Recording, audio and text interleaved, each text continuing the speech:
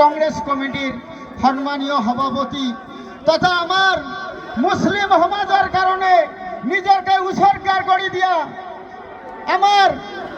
আমার যে আমার কি আছে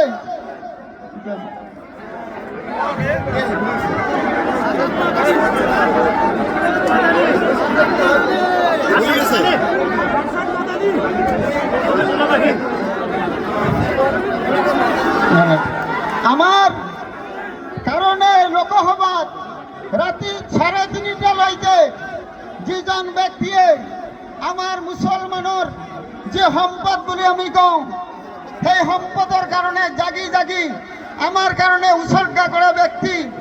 আমার যে সম্পদ ওয়াকফ সম্পদ সেই ব্যক্তি